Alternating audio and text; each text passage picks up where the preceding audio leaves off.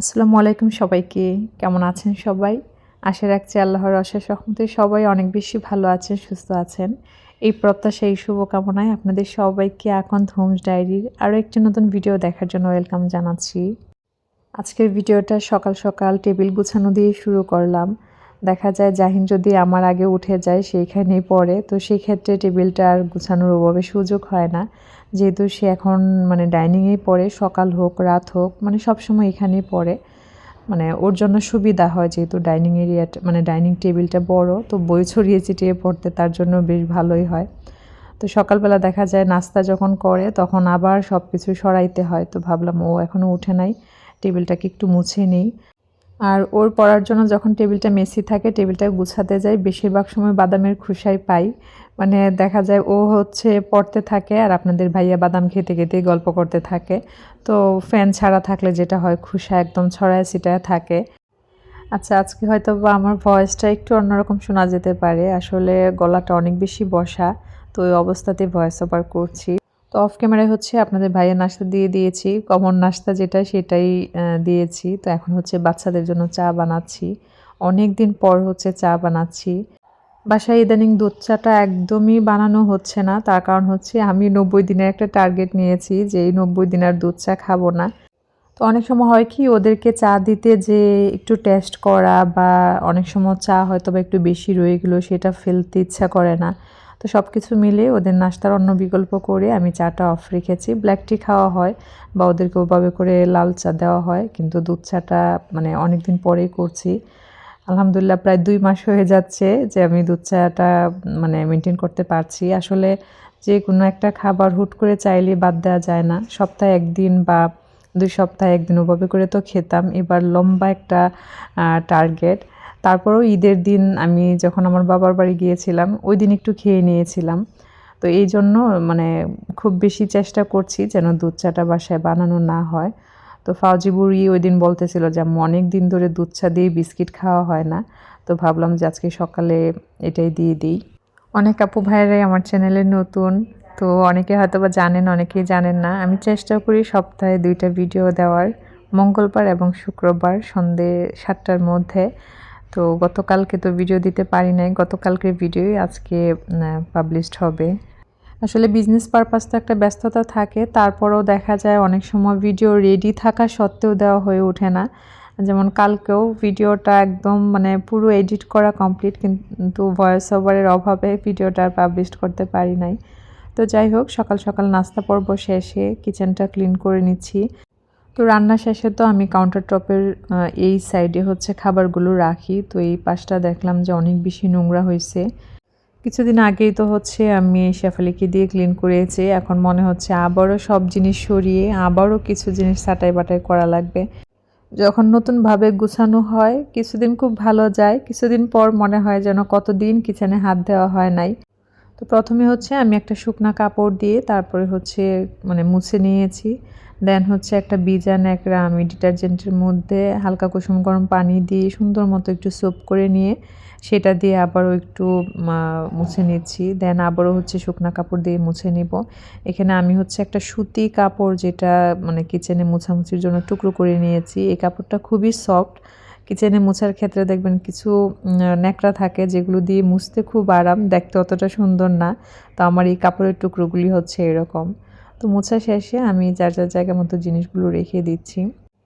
আর যারা আমাকে শুরু থেকে দেখেন তারা তো জানবেন যে এই কিচেনের এমন এমন স্পেস আছে যেগুলো আসলে ক্লিন করলেও ওই স্পট বা একটা যে কেমন যেন মনে হয় যে এই জায়গাটা মানে ক্লিন হয় নাই।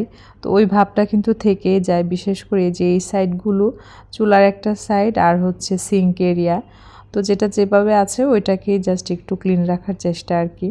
তো কাউন্টার টপটার এই সাইডটাকেও আমি খুব ভালো মতন মুছে নিলাম। তো এখন রান্না করব। তো রান্নার জন্য কালকে রাতেই কিছু প্রিপারেশান রেখেছিলাম। আসলে এখন বেশিরভাগ সময় আমি রান্নার কাজটা রাতের বেলায় চেষ্টা করি অনেকটা গুছিয়ে নেয়ার।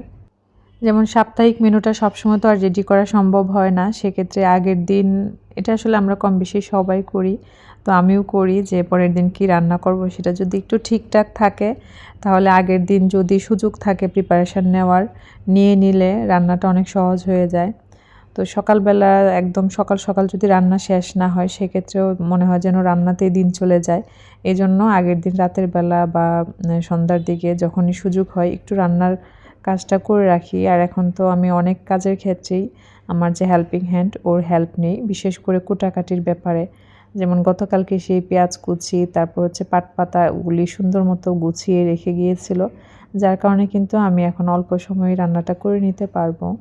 তো পাট শাকটা রান্না করার জন্য আমি এখানে অল্প একটু পেঁয়াজ কুচি আর রসুন কুচি আর হচ্ছে স্বাদ মতো লবণ। লবণটা আমি প্রথমে খুবই কম দিই, পরে সিদ্ধ করার পরে যদি মনে হয় যে আরেকটু দিব তখন অ্যাড করে নিই।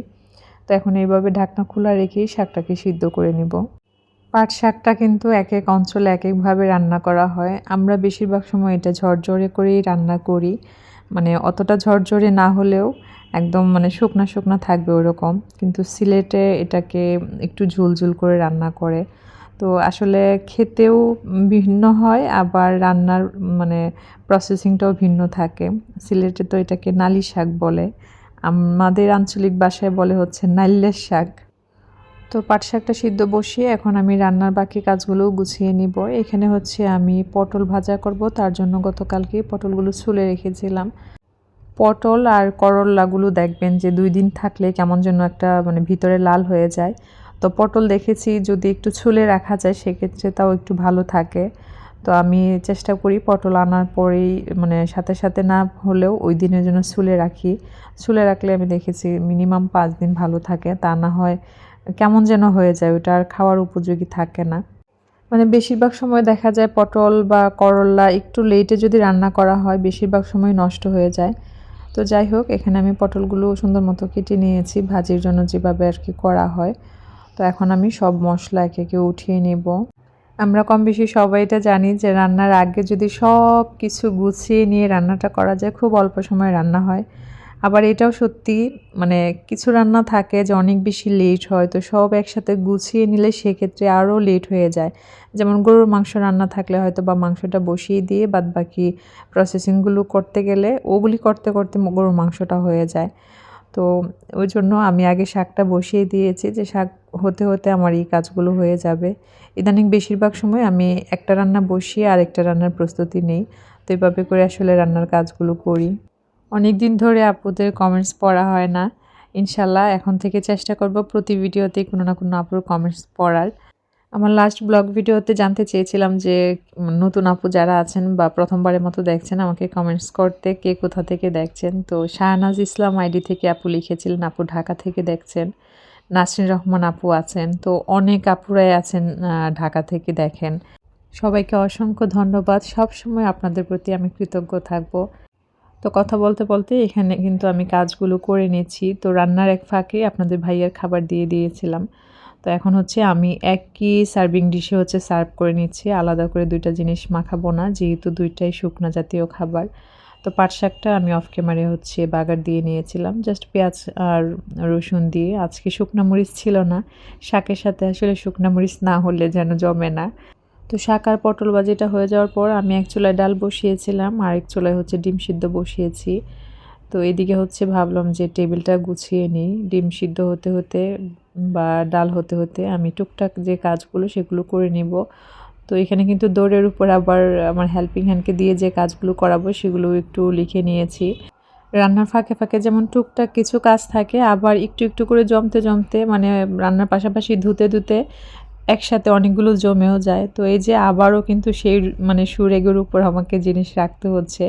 তো জাহিন বলতেছিল যে তোমার কিচেনের জিনিসের মনে হয় এই সুরেগের উপরের জায়গাটা খুব বেশি পছন্দ, এই জন্য তারা এখানে চলে আসে। আমি এই কাজগুলো করতে করতে বলতেছিলাম যে কিভাবে কিভাবে যেন এখানে এসে সব জড়ো হয়। ওদিকে তো হচ্ছে একটা ট্রে রাখাই আছে যে ওইখানে সব কিছু রাখবো। তো অনেক সময় দেখা যায় হাঁড়ি পাতিল যখন ধোয়া হয় তখন তো ওই যে বড় বোলটাতে রাখি। আবার কিছু জিনিস আছে যেগুলো হয়তো বা ধুয়ে সাথে সাথে মুছে সাথে সাথে রেখে দেই, যেমন টিপট বা এমন অনেক জিনিসই আছে যেগুলো একদম সাথে সাথেই রেখে দেই। তো মনে হচ্ছিল কিছু জিনিস এক্সট্রা জমে গেছে, যেমন চামচ, তারপরে হচ্ছে প্লেট, তো সেগুলো সরিয়ে নিলাম। তো এই জিনিসগুলো রাখতে রাখতে মনে হচ্ছিল যে একেবারে শুধুমাত্র খাবার প্লেট বাদে আর ছোট ছোট কিছু বাটি যেগুলো বাদাম খাওয়ার জন্য বা খেজুর খাওয়ার জন্য ওগুলো বাদে বাদবাকি সবগুলো যেগুলো আমি ইউজ করব ক্যাবিনেট থেকে নিয়ে ইউজ করব। প্রথম একটু অসুবিধা হয় যে ক্যাবিনেট থেকে নিয়ে আবার ক্যাবিনেটে রাখা, এরপর কিন্তু অভ্যাস হয়ে যায়। তো যাই হোক, এখানে সুরেগের উপরে ফাউজি বুড়ি প্রায় সময় হচ্ছে ড্রিঙ্কস খেয়ে 5টা রেখে দেয়। তো ওইটাই আমি জাহিনকে বলতেছিলাম যে ওকে বারবার বলছি তোমার 5 এখানে রাখার পরে যখন পানি ঝরে যায় তুমি তোমার আন্ডারে রাখবা এটা, কারণ পরে আমি হাতের টানে কোথায় রাখি ও যখন খুঁজে আমার কাছে তখন কিন্তু আর বলতে পারি না, ওভাবে করে মনেও থাকে না। তো যাই হোক, এখন আমি বাদবাকি জিনিসগুলো যার যার জায়গা মতো রেখে দিচ্ছি। আচ্ছা, কিছুদিন আগে আমার একজন আপুর সাথে কথা হচ্ছিল, আমার এক কাস্টমার আপু। তো আপু আমার বাসার রান্না নিয়ে কোয়েশ্চেন করছিলেন।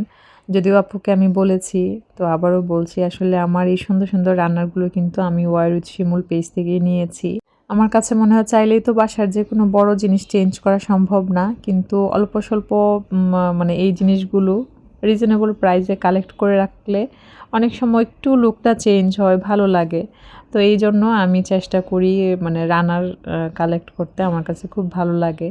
তো যাই হোক, এখন চলে আসলাম ডিম ভুনা করার জন্য। ডালটা আমি অফ ক্যামেরায় রান্না করে নিয়েছি। আর রান্নার ব্যাপারে আমি যেটা করে থাকি অনেক সময় শুধু যে নিজের জন্য কিনি তা না, দেখা যায় হয়তোবা সংসারী কোনো একজনকে যদি আপনি এই ধরনের আইটেম গিফট করেন, সেটা হয়তোবা প্রাইস অনেক কম হতে পারে, কিন্তু খুশিটা অনেক বেশি হয়ে যায়। এটা আসলে আমরা সবাই রিলেট করতে পারবো। তো আমি কিন্তু কাউকে গিফট করার ক্ষেত্রেও রান্নার দিতে পছন্দ করি। মানে ভাবি বলেন, স্কুল ভাবি বা স্কুল ফ্রেন্ড, এরকম কাউকে কিন্তু রান্নার দিতে আমার ভালো লাগে। কারণ রান্নাটা আসলে এমন একটা প্রোডাক্ট যেটা আসলে অনেকভাবে ইউজ করা যায়। জানি না আপুরা বিরক্ত হচ্ছেন কিনা যে আপু হচ্ছে অনেকক্ষণ ধরে রান্নারের গল্পই করে যাচ্ছে। আসলে লাইফস্টাইল ব্লগ বলতে আমি এটাই বুঝি যে আমার গল্প, আমার কাজ এই সব মিলেই হচ্ছে লাইফস্টাইল ব্লগ। তো আপনাদের সাথে কথা বলতে বলতে কিন্তু আমার রান্নাটা প্রায় শেষের দিকে, আর আজকের ভিডিওটি বেশি বড় করছি না, ভিডিওরও প্রায় শেষ প্রান্তে চলে এসেছি। কেমন লেগেছে আজকের ভিডিও কমেন্টস করে জানাবেন, ভুল ত্রুটিগুলোও কমেন্টসে জানাবেন। সবাই ভালো থাকবেন, সুস্থ থাকবেন, সবাই সবার জন্য দোয়া রাখবেন। আপনাদের সবার জন্য আমার সবসময় দোয়ার ভালোবাসা থাকবে। ধন্যবাদ সবাইকে, আল্লাহ হাফেজ।